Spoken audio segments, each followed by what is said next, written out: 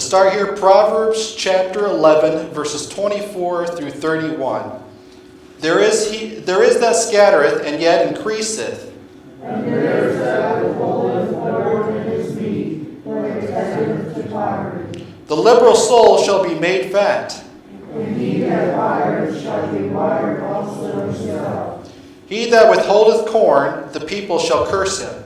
But blessing shall be on that that himself. He that diligently seeketh good procureth favor. But he that seeketh mischief shall come to him. He that trusteth in his riches shall fall. But the righteous shall flourish as a branch. He that troubleth his own house shall inherit the wind. And the fool shall be servant to the wise of heart. The fruit of the righteous is a tree of life. And he that wins souls is wise. Behold, the righteous shall be recompensed in the earth. Much more than the wicked and sinner. Let's pray. Heavenly Father, thank you for this passage. Thank you for the opportunity to consider your word, the importance of the Proverbs, the importance of diligence in your work, Lord. I pray that you'll help us understand these great, wonderful principles and practices, Lord. I pray that your hand will be on the message tonight, that you'll give us what we need.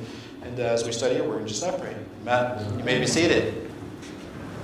Okay, so this is going to be the 9th message I preached out of Proverbs chapter 10 and 11. In this regard, it is towards the harvest. Remember, we talked about that first message. It's probably about November, so pastors preached a few times since then, and you've taken a nap since then, so you probably don't exactly remember all of them, but that's fine, no big deal.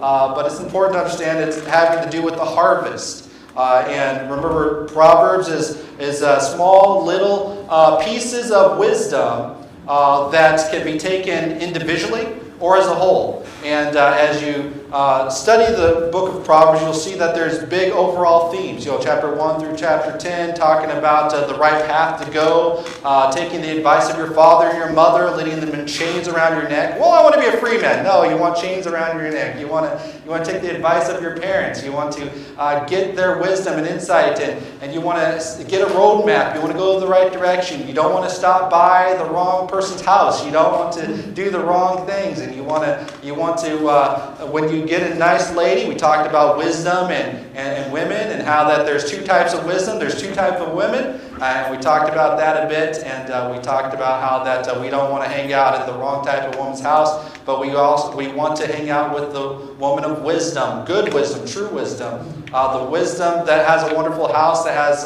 prepared food, has wonderful servants, and they have the 7 pillars in her house, and we talked about all those. And then we moved on to chapter 10, which was about the harvest, the work. We talked about life growing up, and the home and marriage and different things like that. And then now we moved on to the harvest, which is the work. And it talked about, the first sermon we talked about was a wise son is diligent for the harvest. A wise son is going to work hard for what he's in life. He's going to have a job, and he needs to work hard in that job, whether it is a farmer bringing in the harvest, or whether it is a construction engineer building the building, or doing what he needs to be doing in life. He needs to be diligent in doing it. And we applied that, we talked about the business principles of all this, and there's a lot of business principles in this. So we talked about life principles, but we also want to draw it as a church to the biblical spiritual principles. We talked about the harvest, that we know and understand that one day there will be a great harvest. And are we preparing our life for that harvest? And the harvest of souls. And are we going to be a diligent son in that harvest? So we talked about that. Then we talked about, in our second message, to be a farmer, not just a fighter. Everybody wants to be that big, strong fighter, hellfire and brimstone, and they want to go out there and do battle against the devil. They want to fight against heretics, and they want to be Santa Claus punching the heretics in the face and all that stuff. And they want to do all that stuff. They want to have all that stuff. But we talked about how that if you don't focus on growing the crop, it doesn't matter how great a fighter you are. It doesn't matter how much you wave the sword of the Spirit in the air. and fight against all the heretics, if you don't grow the crop of winning souls, of developing souls, of spiritual growth in a person's life, that fruit of a Christian, and preparing the field and doing those things that the farmer needs to do, all you great warriors out there are going to die of starvation. And so we talked about the importance of being a farmer. Yes, a farmer who knows how to fight. You've seen some of these farmers. They're not wimps. If something comes up, they take care of business, right? And so we talked about that, the importance of being a farmer that knows how to fight rather than being a fighter of life. So oftentimes people are so busy fighting that when they see some brother in error, they are so used to fighting that they treat that brother in error just like an enemy and all they know how to do is swing a sword. They don't know how to cultivate. And so we need to be careful with that. So we talked about that. That was, the verses 1 through 5 in chapter 10, a wise son is diligent for the harvest. Verses 6 through 13, be a farmer, not just a fighter. And verses 14 through 23, God's method of seed management. It doesn't matter if you can harvest. If you don't know how to manage those seeds, they're going to get ruined. You know how if you have those giant graineries, if you've all lived out somewhere in the country, you've seen graineries, they fill those things with grain. If they let moisture and they let that seed just sit in there without being dry and being properly managed, it's not going to be good. Also, if they don't properly manage the seed, if they got weeds in there, if they got mixed seeds in there, it's not going to be good for when they want to plant the ground. It's not going to be good. And so we talked about how that in seed management, you got to get rid of the bad. You don't want to sow the bad with the good. Well, he sows good seed sometimes, but he also has a lot of bad. You see a lot of times people in their life, they have some good qualities, they have some bad qualities, and they're unrestrained in giving out both.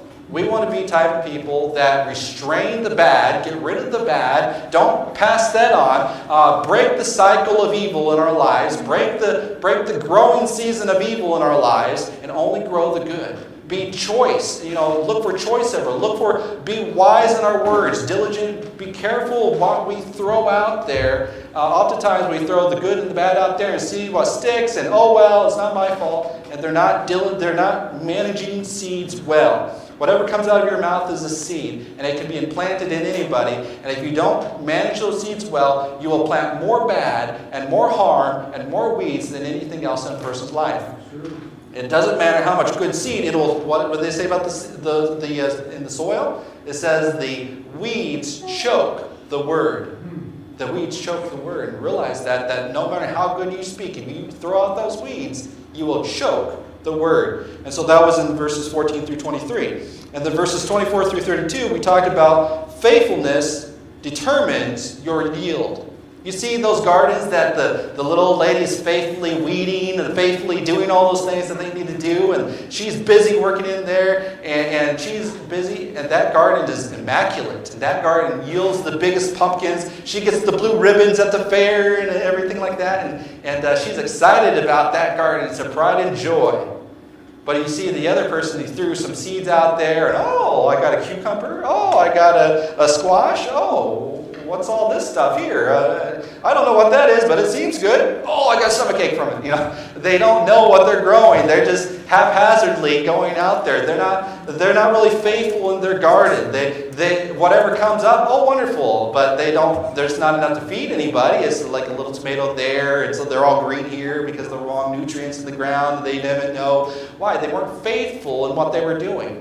Well, I'm a gardener, aren't I? I got a garden. I pegged it out, and there it is, but I only water it once a week. I only go out and weed it once every month or so, and I'm not faithful in it. I started out great, but now it's just, if I get something, I get something. Maybe next year.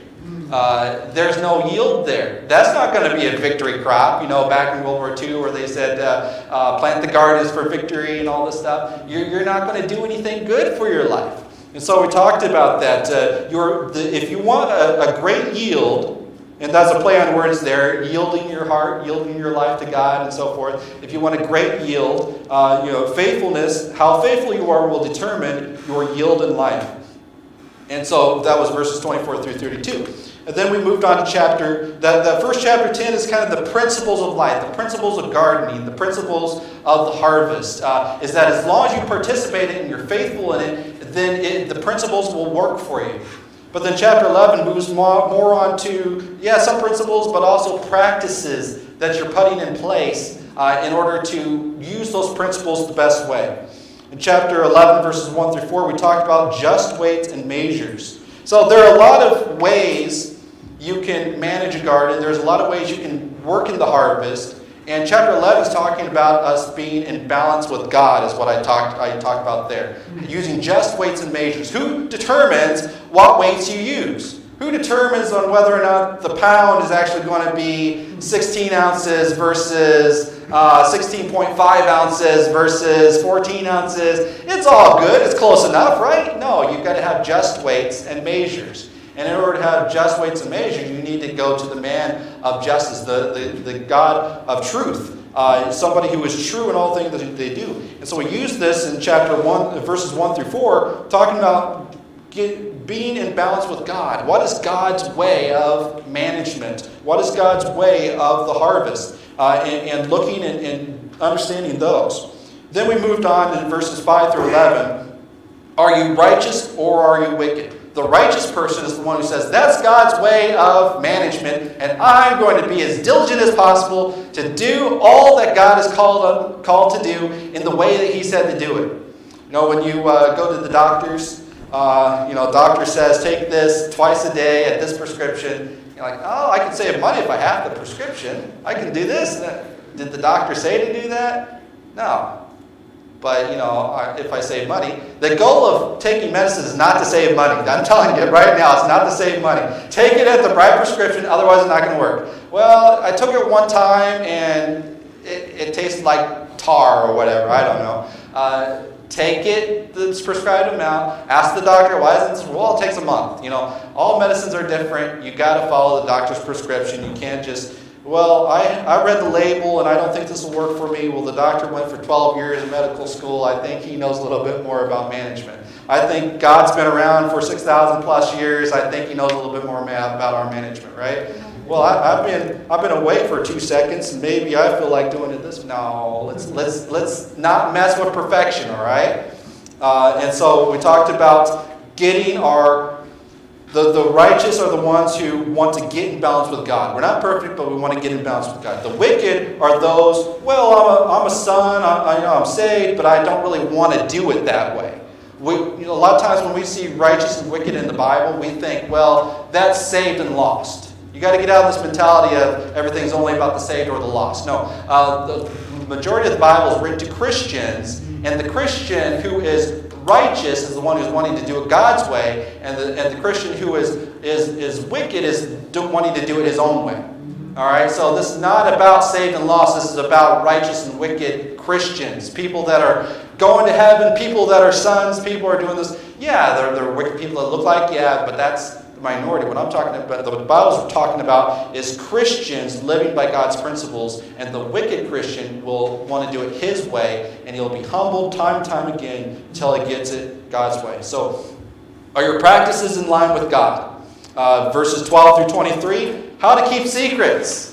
How to keep secrets. Well, we should never cover up things, so oftentimes, again, this goes to the right seed management. If you are busy throwing out evil seed, you need to be exposed. You need to be said, no, that's bad seed. Get rid of that seed. Stop using that seed. But what I'm talking about, love covers a multitude of sins. We need to, so oftentimes we have different opinions. Well, pastor wants to do it that way, but I want to do it this way, and there's nothing against it in the Bible. Well, I want to wear polka dot shirts. I don't know. It's like I don't think pastors given a rule of whether or not to wear polka dot shirts versus solid, or some churches they do that. I think that's weird. I think it's strict. Other churches they say you're only allowed to wear a white shirt. Nobody's complaining about my colorful shirts or whatever, Maybe not the best choice, but hey, I dress myself. And my wife complains sometimes, but the pastor hasn't put that standard for me. He asked for a tie at the pulpit or something like that. Some basic standards, something to streamline things, something to say, hey, this is our standard at this church. This is how we're going to operate. So we need to understand that there are some good things that we have different opinions on, that we don't need to be exposing this or that. And how oftentimes do people that something should be brought before the church instead is brought before the YouTube? You know, that's what I'm saying. Keeping your secrets. Another way is to say, at work, for example, we want to present the client a finished product that looks nice and pretty, right? But you don't want to see how the sausage is made, right? You want to, sometimes it's the process of getting from here to there to get them the finished product is a little gnarly. And people have meetings, they have arguments, they have discussions. Acts chapter 15, they had a big argument there about stuff in the church and what direction they should go. And they didn't go blabbing all over the place. And they didn't go, what did they do? They came together and they took care of business. And then they had some sharp disagreements. They went their own ways. And they continued with the work, right? And so what we're talking about here is that so oftentimes Christians get so focused on petty arguments, petty disputes, and petty this and petty that, they don't need to be talking about that to everybody else. And they're, oh, I'm so offended, this, and oh, I'm a victim of that, and blah, blah, blah. Hey, just move on with your life. You were hurt. I'm sorry. Yes, I feel for you. But there's a work to do. We got to move on with life. If you see a bunch of farmers, the bunch of kids get in the fight and start beating up each other. And then, he did this, he did that. And then what's the boss going to do? The dad farmer, what he's going to do? He's going to say, you kids get back to work. But he's in the wrong, he's in the right. I'm standing for truth over here and he's in error. I don't care who of you is right or wrong. Kiss and make up, I don't know, whatever. Hug and make up, You just move on with life. Sometimes you got to just keep the secrets. You need to stop blabbing and you just need to get going. All right, so how to keep secrets. Sometimes people will be so busy tearing each other down that they're exposing things that don't need to be exposed, telling family secrets to people that don't even care.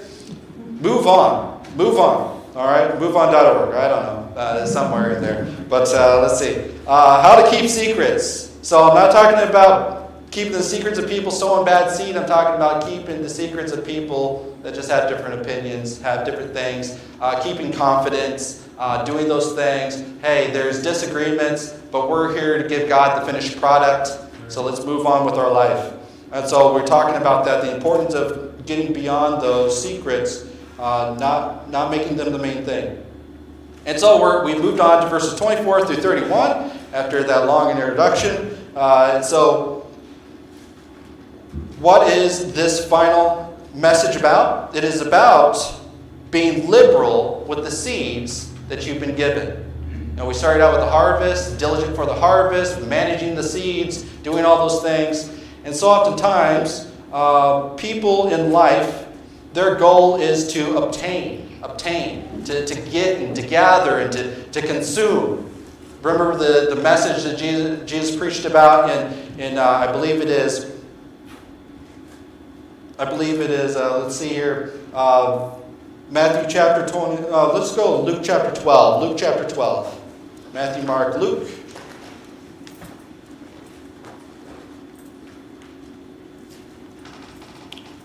Luke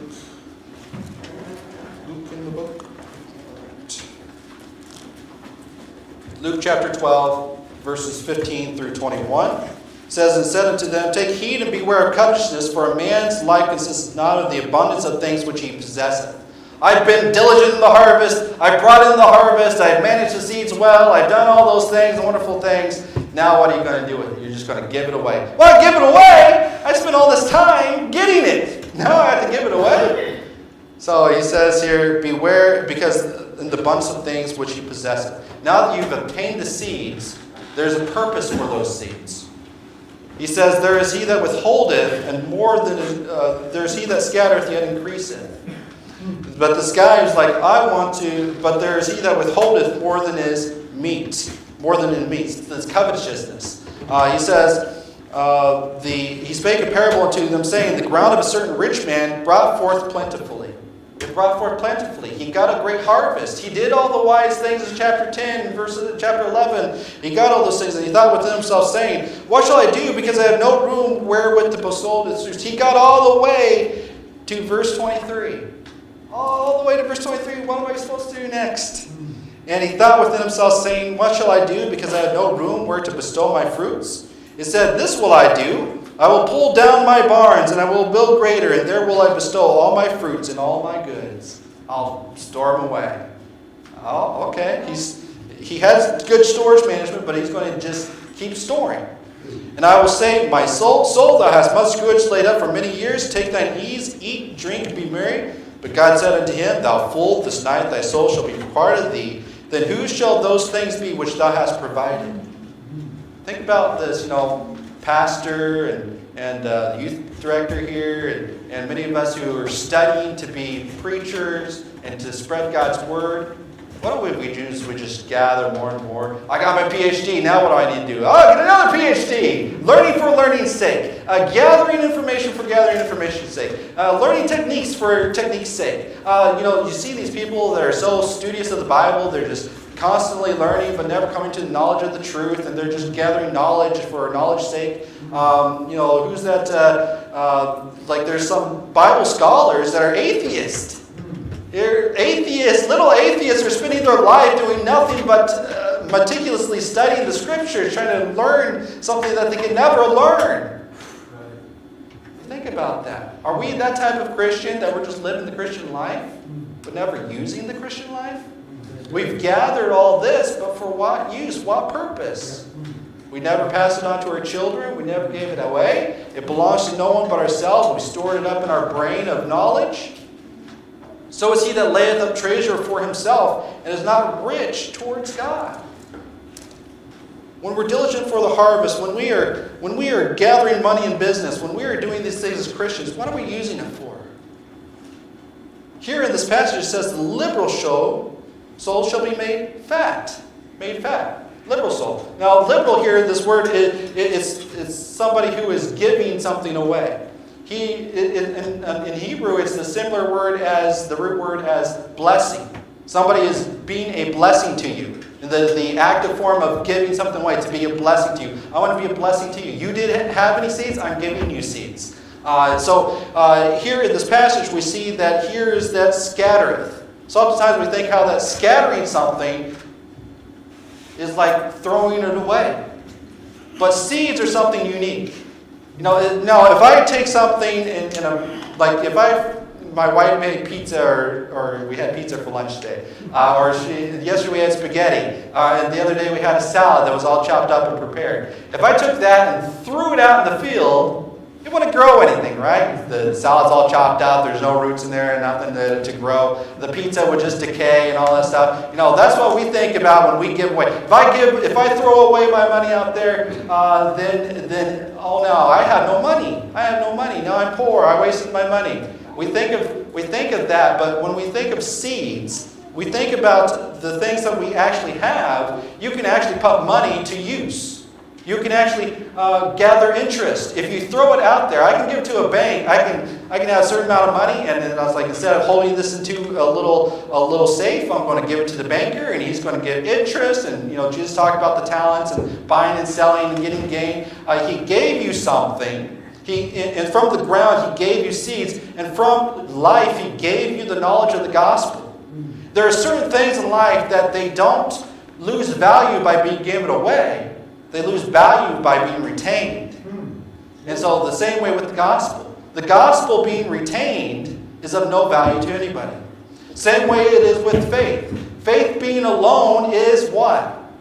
Dead. So we need to understand that the value of faith to the saving of the soul, yes. But then after it saves your soul, where does it go? Does it go into the production of seeds for other people? Or does it go into your storehouse of knowledge? See, that's what it says. The liberal soul shall be made fat. He wherewith shall be watered also himself. So if you're watering others, they in turn will water you. There are certain things in life that if you hold them to yourself, they will be of no value. But if you give them to another person, and then that other person gives you what they have, then all of a sudden, water is created. It's a reaction. You talk about all these hydrogen cars. You talk about hydrogen cars, and you hear how the end product is water. If you don't start the hydrogen car, you don't get any water. So then you take the water, stick it under the pipe there and drink it. I know some people done that. But that's kind of how faith is. That faith by itself is dead, but if you put it to use, your faith going to somebody else, and that's faith, there's a reaction that occurs. When faith is added into works, a reaction occurs, and something is made. It is the seeds of faith. The seeds of faith cannot by themselves are dead, inert. You see a seed, it's technically dead. You know, you've seen these pyramids and things out there in the world. They had these giant stores of grain in these bins, and 2,000 years later they open it up, and this palm was extinct. And they stick it in a cup of water. What happens? A reaction, right? And it reacts. So seeds and faith, the gospel, are things meant to be given away, to be scattered. The more you scatter them, the more they'll grow.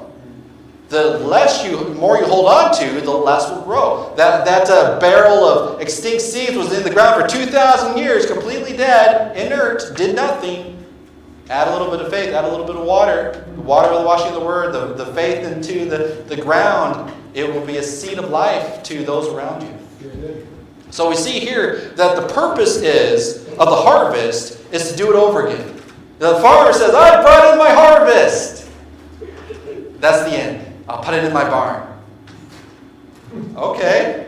That seems unclimactic or whatever. You know, there needs to be a continuing story, right? And so he gives it to his friend. He gives it to his farm. The thing about seeds is that if you plant one seed, it doesn't just grow another seed. Oh, if I plant a seed, then I lose my seeds forever. No, if you plant one seed, it multiplies. It goes from 20 to 100, 100-fold, 20-fold, and so forth-fold. And so that is what seeds do. Same with the gospel. And it's also what money does. You know, money goes out there in the world. Money makes the world go around, right? So we see that this same principle of seed and harvest applies in business. It applies in the spiritual world. It applies in family. The good words that you give to your children, planting in their hearts, it all goes forth. If you don't give that seed out, it doesn't work. If you give bad seed out, that is what propagated. And so he that scattereth and yet increaseth. So the goal here today is to understand how to be a liberal Christian. My joke was how to be a liberal conservative American, but anyway. Politicians coming up, politics and all that stuff, they know how to be liberal with everybody else's money, right? They know how to be liberal with your seed, and they can choose where to put it and all that stuff, and so forth. So we understand even the liberal in politics, know how to be liberal, but the Christian, we pride ourselves on being conservative. We're going to conserve everything. But that's not wrong. Oftentimes, between two opposites, there's a kernel of truth, and that's a pun there, kernel. So the kernel of truth is that, and there is that withholdeth more than is meet. So not only do you give away, you can't give away all of your seed, then you'll have nothing for harvest for yourself. But if you hold what is more than meet, the diligent Christian, he looks for the harvest, he is managing his seed well, and then he gives away what he cannot use to people that can. So there's everything in your life. You're not going to be able to use everything. You're going to have enough to be able to plant you have a certain amount of land in your life that you can plant. And then you know how much seed that's going to cost you, that's going to take you per season. And then you say, here's what I have for myself, for what I need, and here's what I have left over, the bounty, the surplus, the extra that I do not need. And am I going to be giving it away, or am I going to be keeping it? And the Bible here talks about the importance of giving it away to increase the growth. Because the growth is not about you increasing over everybody else, but rather the seed increasing into the world. Amen. So it is with the gospel. There's that increaseth.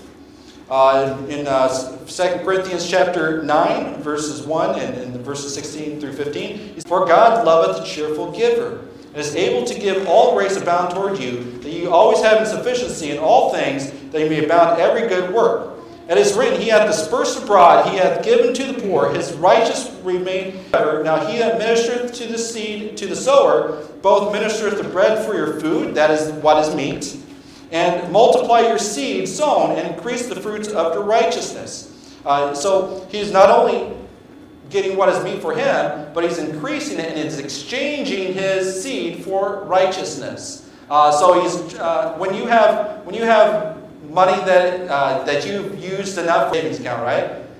You transfer it to the savings account. You got a checking account where what is meat is for you today, and you go into your savings account, and what does it do? It cures interest, right? It doesn't just sit there, it cures interest. So you transfer it over. What Jesus is saying here and what this passage is telling us is that you've got to actually take that seed that you've gotten and trade money into education for his children so they can continue in the daily work. Multiply your seed sown, increase your fruits of righteousness, being enriched in everything to all bountifulness, which causeth through the thanksgiving of God. For the administration of his service not only supplieth the want of the saints, that's what's meet, but is abundant also by many thanksgiving unto God. Whilst by the experiment of his administration they glorify God for your professed subjection unto the gospel of Christ, that is the diligence for the harvest, professed gospel, and for your liberal distribution. Oh, there's that word again. Oh, the liberals. But no, it's the right liberal. Right liberal distribution unto them and to all men. To all men. If you have enough to give as much away as you can, is what he's saying. And by your prayer for you, which long after you for the exceeding grace of God in you, thanks be unto God for this unspeakable gift. He gave it to you so that you can take care of yourself and to take care of others and then transfer into the gospel of righteousness so that it be propagated. So once you're done with your business, so people that are farmers here, just understand it this way. You have a job. You transfer that money of work into a harvest of money, a paycheck. And then from that paycheck, you pay your bills, what is meat. And then from that, you further your education, you further your children's education, you further those around you, you give taxes, you give to charities, you give to church, and you give, what are you doing? You're dispersing abroad, right? You're dispersing abroad. The liberal soul shall be made fat. Somebody who holds it in, you go to this church, you give money, and then what did Christ, Paul say about giving your physical things so that you can receive spiritual things? What are you doing? You're exchanging this physical for the spiritual.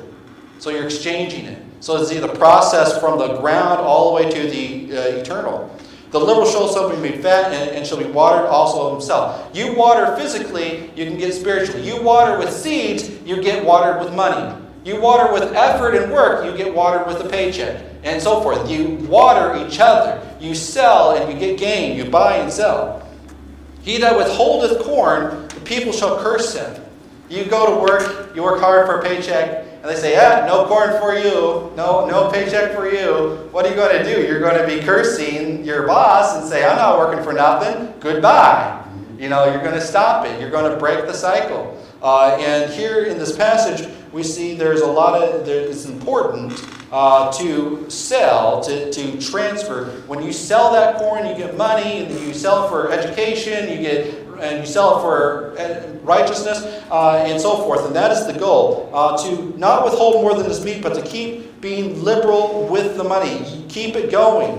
And he says, "The water shall also be watered himself." And then we think about this, how that also Christ in Acts chapter 20, verse 35, Paul reminds us that I have showed unto you all things, that so laboring ye ought to support the weak. And remember the words of the Lord Jesus, how he says, more blessed to give than to receive. How can it be more blessed to give than to receive? If I give of you, I get watered of you. If I give my money, I get spiritual things. I tithe to missions, and what do I get? Souls in heaven. So we see here that the seed being transferred into another form is what we do with the seed. And we should not be scared. If I want to save this for myself, I want to save it for this. You can save what is meat.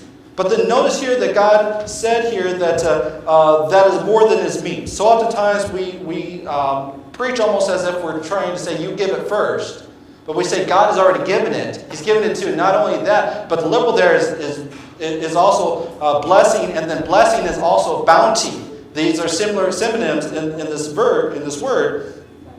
And in 2 Corinthians chapter 9, verse 5, we skipped over this a little bit. It says, therefore I thought it necessary to exhort the brethren that they should go before unto you to make beforehand your bounty, whereof ye had noticed before, that the same might be ready as a matter of bounty and not of covetousness. See, what is withholding what is meat? We as Christians need to be careful not to withhold more than is meat, but that we realize that God has already given you a bounty. And if you're managing, here's the secret. We started in chapter 10. If you're living the chapter 10 and chapter 11 life, then you don't ever have to give to missions out of need and sacrifice. You give to missions out of thankfulness and bounty. You think about that. How often times does the preacher have to go and beg for missions because of necessity? The missionary needs this, the missionary needs that. We need the ground paved, we need this paved. If you gave your 10% through the chapter 10 and 11 principles and practices, then you would not be giving out of sacrifice of yourself. You would be giving out of your bounty and joy. You think about that. The liberal shall also be made fat. He that withholdeth corn, the people shall curse him, but blessing shall be upon the head of him that selleth it, to trade it and procure it, to barter it for something else. Don't just leave it in its own form, but to use it bountifully. He that is diligently seeketh good. We started out with the diligent for the harvest, and diligent to seek good, procure favor, but he that seeketh mischief shall come upon him. When you try to go against this principle of transferring the seed into money, and then transferring the money into righteousness, transferring righteousness into the gospel, and these different things, if you say, well, the preacher, he doesn't need my physical money to give me spiritual gifts. He can work a full-time job. Our pastor's working a full-time job. That would be nice one day to give him something that can support his family. That's different for each family, but we as a church don't want to say, well, the medium wage income of this and blah, blah, blah. No, we want to give him out of joy and gratefulness. And in order to do that, we need to follow the Bible. And in order to do that, we want to give him liberally, and so that we can have him as our first home missions preacher. He's doing a mission work here, and we want to support him physically so that he can get the spiritual work out bountifully. He cannot get the spiritual seed out if we don't give him our physical seed. Just so understanding that transference there, and he cannot give out righteousness if he is not able to do that. Well, I can do that myself. Well, then go ahead and do it. But we understand that it's important to be diligent in this work, and we work together. He that is diligent seeketh good, procureth favor, but he that seeketh mischief. Now, what's that mischief? You're bucking the system. You're ignoring what God has said in His Word. Now, obviously, I've shown you here in this passage that you don't have to give out of sacrifice or anything like that. You can give out a bounty if you so desire. But so oftentimes we're so enamored by our shiny little things in our life that we give more than is meat to ourselves. We get fat not out of in righteousness, but out of physical wealth. And we're not diligent for the harvest of souls. We're only diligent for the harvest of money, refusing to transfer it to its true purpose.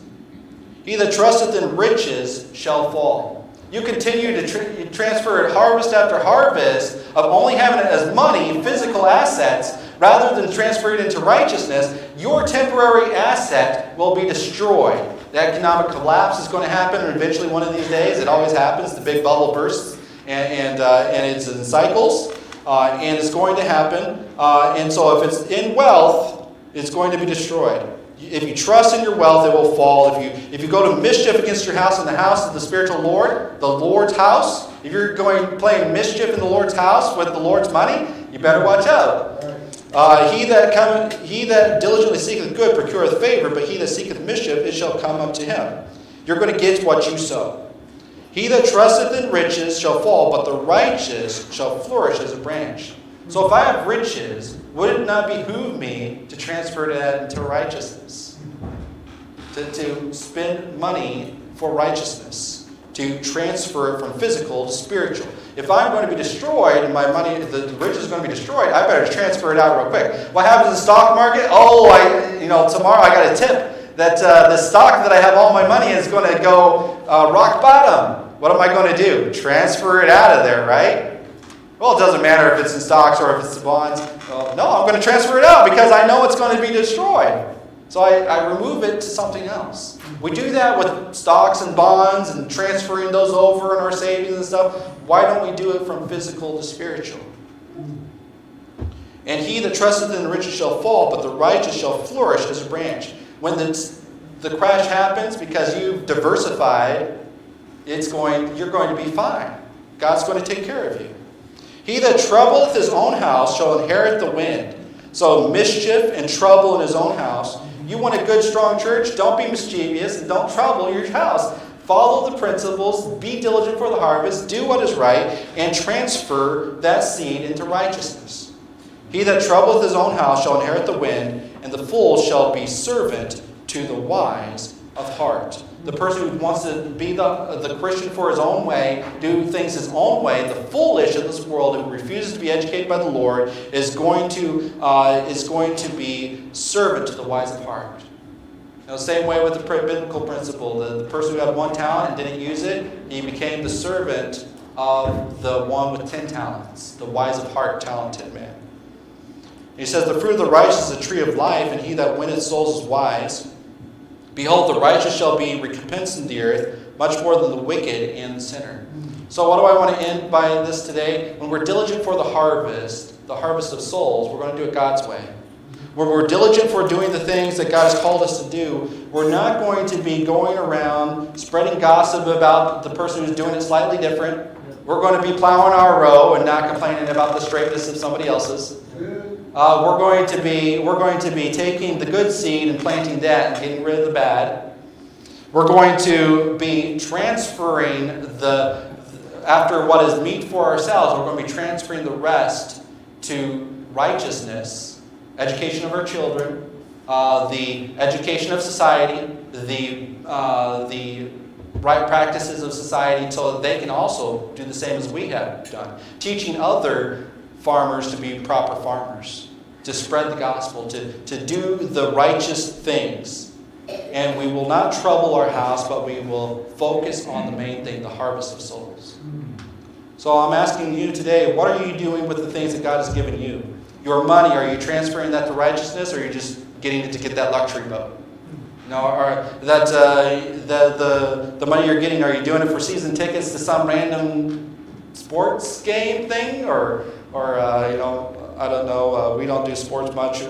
Something extravagant for us would be some sort of music group thing. I don't know. So you know, I don't know any of that stuff. I just go along for the ride. But we understand that where our treasure is, so too will our heart be, and these principles will maximize our diligence, the desire to transfer physical assets into spiritual assets for our education and spiritual growth, will be ensured that we are bountiful, that will lack nothing. And then we will be able to give without grudgingly or covetousness or complaining about, well, the pastor's not managing the money right. Well, it's not your money to manage. It's yours to manage the seed and to transfer it to wealth and so forth, and to do those things. And so in this passage, I want to encourage people that we started in chapter 10 about the diligent son, the wise son, verse 5, chapter 10, verse 5. He that gathereth in summer is a wise son, but he that sleepeth in harvest is a son that causes shame. And then the fruit of the righteous is a tree of life. That's where we end. And he that winneth souls is wise. So when God gives you money, He gives you a paycheck, you need to get that paycheck from the physical assets to taking care of yourself to winning souls. In the spiritual world, a businessman uses money not just to gather wealth, but to make friends. You know, what does he do? He pays off the governor. He pays off the union rep. He pays off, what is he doing? He's making friends, right? What was the guy, the unjust steward, what was he doing with his money? Oh, you shall no longer be steward. Okay, diligently, quickly come to me and give me half of what you owe. What is he doing? He's making friends of mammon, right? Unrighteous mammon. The physical world knows these principles. Shouldn't we? Shouldn't we? The wise son is diligent in harvest so that he can win souls down the road. Think about that. Are you using your paycheck to save your coworker? Now that goes full circle. Are you using it to procure your friends, to make friends, using mammon to make friends for eternity? That's what the harvest is about. It's not just about bickering over this or that or the other thing. It is about winning friends and influencing people. Okay, so we understand that. The fruit of the righteous is a tree of life, and he that wins souls is wise. You want to be wise, you win souls. If you want to win souls, you're going to be diligent in the harvest. Behold, the righteous shall be recompensed in the earth, much more the wicked and the sinner. The wicked and the sinner. We see that, of course. The question is, are we constantly are we doing that transference, or are we holding on to it, allowing people to curse us? If people are cursing us, a lot of times people say, well, I'm suffering for Jesus. You're not suffering to Jesus much more than you're withholding the corn. People are cursing you because you're a Christian? No, they're cursing you because you're withholding corn. They're cursing you because you are not transferring your money into righteousness. They're cursing you because you're being mischievous in your house. You're troubling your own house. Your kids don't love you. Why? Because you're not transferring your money into righteousness. You're transferring it into things for yourself. You're not being bountiful with things that God has given you. God has given you the things that you need to win your children, and to win your family, and to win your community, and to win your world. And it comes from the harvest, managed well. Are you managing your harvest well? Let's pray.